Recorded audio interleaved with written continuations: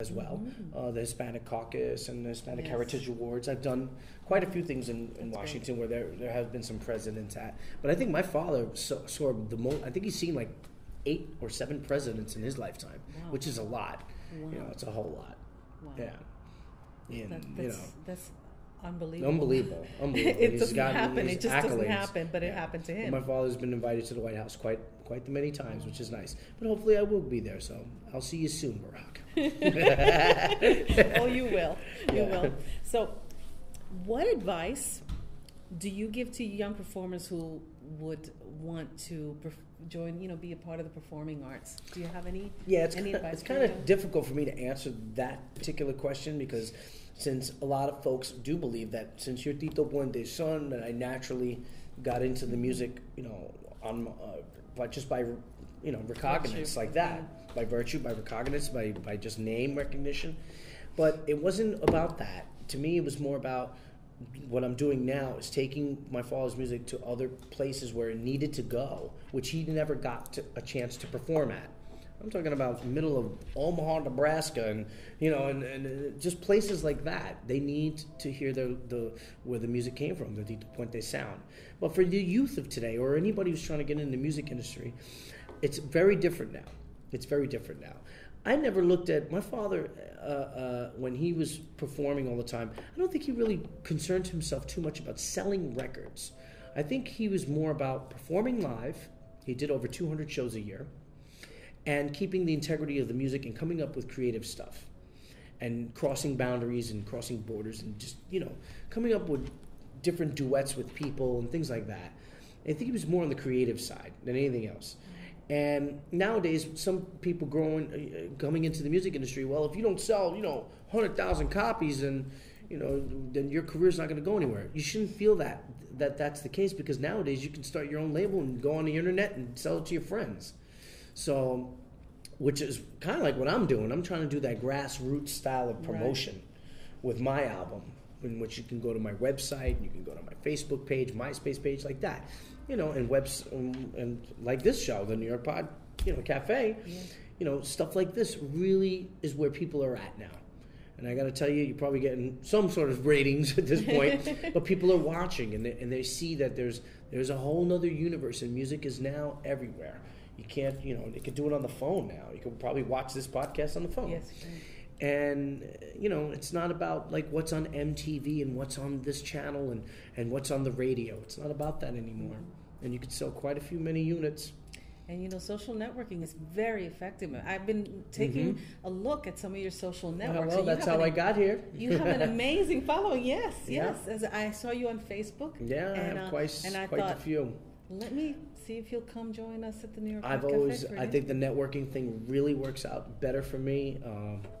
I could say maybe like 30 to 40% of my work comes from just the internet alone, which is amazing. Wow. A lot of it's booking agents calling and stuff, 40%. But about 30 to 40%, a lot of the work, comes through that, just connections and talking and speaking to people and hi, how are you? Who do you know? And like that, networking. It's all about networking. Which brings to mind, do you have those invitations where you get invited to weddings and and retirement? Oh, absolutely. I do bar mitzvahs and all that. You and do? Divorce parties, yeah. Whatever you want. Yeah, Tito Puente Jr. is a equal opportunity employer and employee as well, and we'll be willing to work where we need to. But I try to keep myself in the performing arts center vein, But but we do all of it. My father did a lot of funny stuff too. Did some crazy shows, some things on boats, and little piers that were broken, and things like that. I mean, some places that are really amazing that you can perform on. Did he ever write his story, or maybe you can write it because you've got some really nice stories there? Yeah, I have quite a few, but I think there are books out there. There are quite a few books. One by an author named Josie Powell. It's called When the Drums Are Dreaming. You can find it on Amazon or any bookstore, Borders Books or Barnes & Noble. It's called When the Drums Are Dreaming, and it's kind of like the story of Tito Puente and how she saw it, and the way my father, he actually approved the book. And it talks about when my father was in the war and how he grew up in the 50s. And it kind of like illustrates the life from that point in time, from the 1940s to like the 80s. Because everybody knows what happened in the 90s and in 2000. He did Mambo Kings, the movie, got a star on the Hollywood Walk of Fame, 168 albums, And he got Grammy Awards, didn't he? He was 7-time Grammy Award winner. He's a 7-time Grammy Seven-time Award winner. Grammy I Award was winner. so floored by that. I was Yeah. like, my gosh. Yeah. Just amazing. And he's Billboard Award winner. And And he's so just so many. downplayed. He just wasn't the kind of person that walked around strutting himself out. Not at all. He was a very humble high guy. gauge. He was just this wonderful, loving person that Very humble so person and very sorely missed. right. Yeah. Well, we do miss him, but we're so glad that you're here with us. Thank you. And we consider it a very, very big blessing. No, absolutely. That I appreciate it. we still have that opportunity to get to continue. I will get be to hear his continuing. music I will through continue you. till my days to perform his music, to keep his music alive, and I'll make sure that everybody hears any unreleased material. I think it's my destiny, and I think it's required by me. I make my own rules to myself that the youth of today need to know who Tito Puente was and need to hear this music. This music is timeless. It needs to be heard. It's kind of like one of those stories that need to be told. The music definitely needs to be heard. It's timeless. Yeah, and it's it's not the easiest music to teach because No. it's like you were saying before. It's the soul. It's music of the soul. It's not all of that syncopation, all of that rhythm. A lot of feeling in You gotta Tito really Puente music. feel what you're playing when you play. Oh yeah, I always do.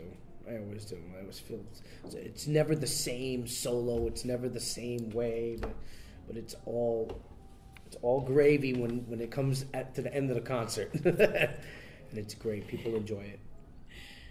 Where will you be performing next? Do you have any? Wow, I'm going to Panama now.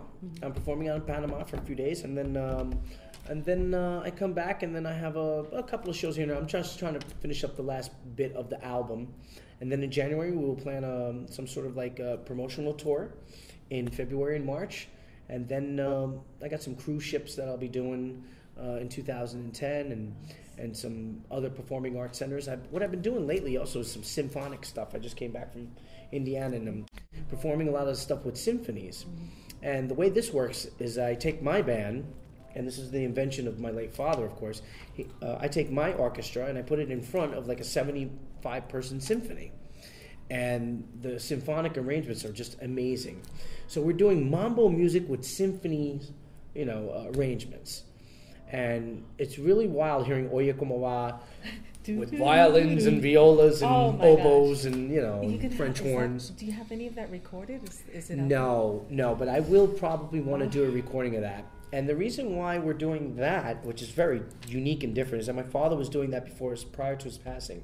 His last recorded and filmed concert, and him live on any stage, was in Puerto Rico, con la Sinfónica de Puerto Rico.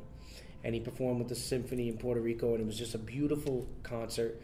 And it was one of those things that he always dreamt about doing. And he always said that, where do you go from there? That's like the pinnacle and maximum you can take your music. These are songs that he performed back in 1949 and 1950, and he's taken it to the year 2000 to the biggest and probably the most unique sounding symphony in the world in his own island of Puerto Rico. I mean, where do you go from there? It's like the maximum you can take your music to.